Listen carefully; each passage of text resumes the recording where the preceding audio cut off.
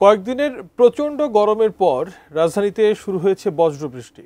এমন পরিস্থিতিতে রাজধানী সহ দেশের ১৭ অঞ্চলে সর্বোচ্চ ৬০ কিলোমিটার বেগে ঝড়ো হাওয়া সহ শিলাবৃষ্টির শঙ্কা রয়েছে বলে জানিয়েছে আবহাওয়া অধিদপ্তর।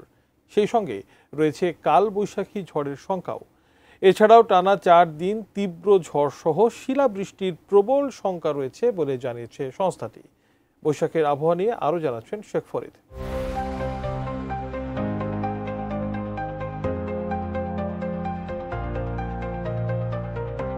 রাজধানী সহ দেশের ১৭ অঞ্চলের নদীবন্দরে সতর্কতা দিয়েছে আবহাওয়া অধিদপ্তর। এসব অঞ্চলে সর্বোচ্চ ৬০ কিলোমিটার বেগে ঝোড়ো হাওয়া সহ বজ্র বৃষ্টি হতে পারে।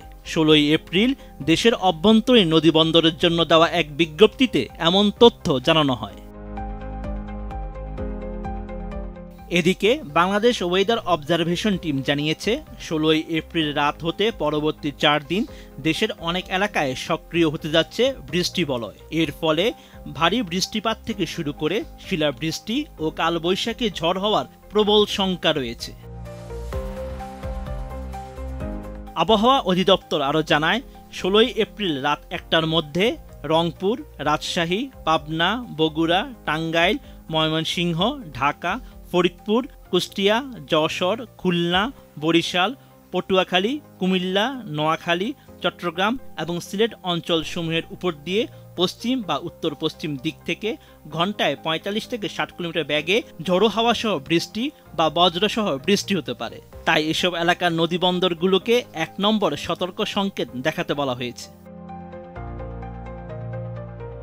নির্মাণ কাজেও আমি বেছে নেই CSRM TMT 500W, committed for better still।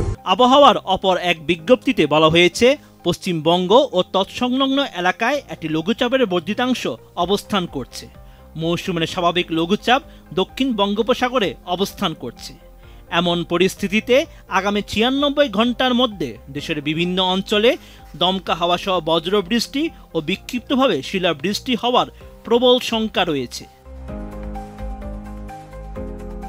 ১৭ April বৃহস্পতিবার ময়মনসিংহ ও সিলেট বিভাগের কিছু কিছু জায়গায় এবং অন্যান্য বিভাগে ২-১ জায়গায় অস্থায়ীভাবে দমকা হাওয়া সহ বৃষ্টি ও শিলাবৃষ্টি হওয়ার সম্ভাবনা রয়েছে। এই দিন সারা দেশে দিনের তাপমাত্রা সামান্য কমলেও রাতের তাপমাত্রা প্রায় অপরিবর্তিত থাকতে পারে। ১৮ এপ্রিল শুক্রবার খুলনা, রাজশাহী ও ঢাকা বিভাগের কিছু কিছু জায়গায় এবং রংপুর, ময়মনসিংহ, বরিশাল, চট্টগ্রাম ও সিলেট বিভাগের ২-১ জায়গায় বজ্র বৃষ্টি হতে পারে।